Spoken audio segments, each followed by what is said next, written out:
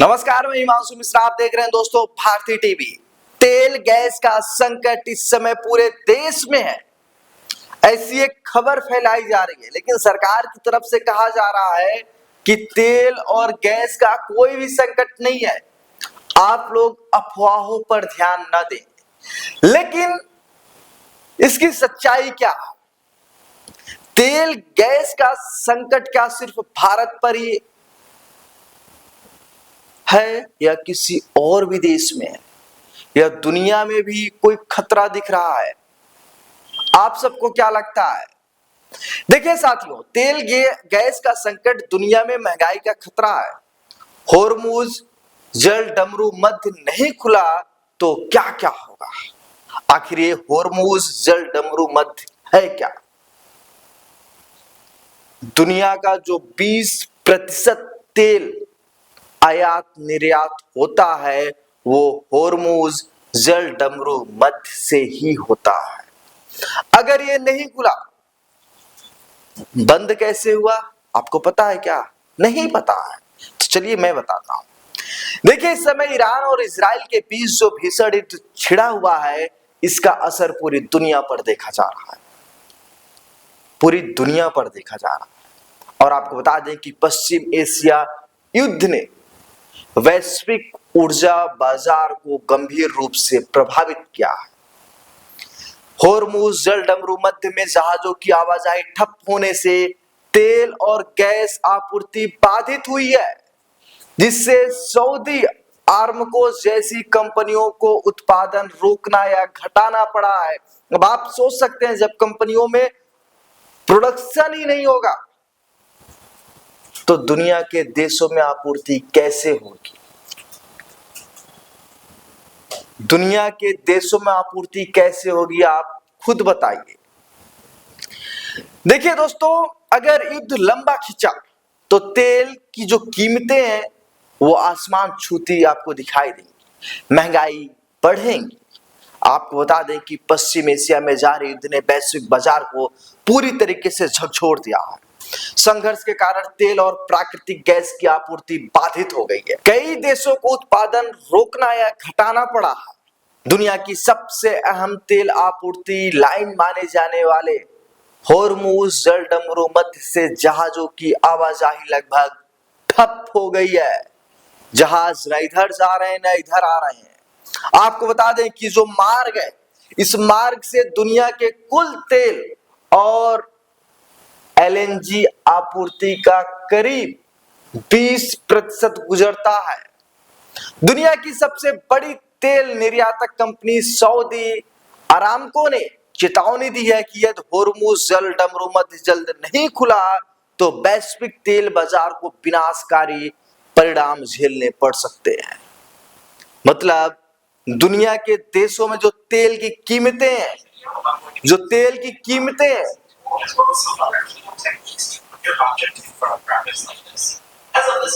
कैसे चले, आपको बता दें कि दुनिया के देशों में जो तेल की कीमतें हैं वो आसमान छूती नजर आएंगी। आपको बताते हैं कि उत्पादन पर बहुत बड़ा असर पड़ा है। जो ईरान और इजराइल के बीच जो साथी युद्ध चल रहा है, इससे सिर्फ दोनों देश प्रभावित नहीं हुए हैं। क्या आप सोच रहे होंगे कि ईरान प्रभावित हुआ है, इजराइल प्रभावित हुआ है, अमेरिका प्रभावित हुआ? ये तो प्रभावित हैं, लेकिन दुनिया के कई देश प्रभावित हुए हैं। युद्ध के कारण क्षेत्र की कई प्रमुख ऊर्जा परियोजनाएं प्रभावित हुई हैं। सऊदी अरब ने अपनी रास तनुरा रिफाइनरी का संचालन रोक दिया है और उत्पादन में कटौती की है। वहीं Abu Dhabi national oil company को ड्रोन हमले के बाद अपनी विशाल रुवैस रिफाइनरी बंद करनी पड़ी है। कुवैत ने उत्पादन घटाते हुए फोर्स मेजोर घोषित कर दिया है, जबकि इराक के दक्षिणी तेल क्षेत्रों में उत्पादन 43 लाख बैरल प्रतिदिन से घटकर करीब 13 लाख प्रति बैरल रह गया है। आप सोचिए, कहां 43 लाख प्रतिदिन बैरल का उत्पादन होता था, आज 13 लाख बैरल प्रतिदिन का उत्पादन हो रहा है। आपको साथियों समझाते हैं कि कतर एनर्जी ने भी अपनी एलएनजी संयंत्रों का संचालन रोक दिया है, जिससे वैश्विक गैस आपूर्ति पर असर पड़ा है। बहरीन की सिन्ना रिफाइनरी पर हमले के बाद वहां की ऊर्जा कंपनी ने भी फोर्स मेजोर घोषित कर दिया है।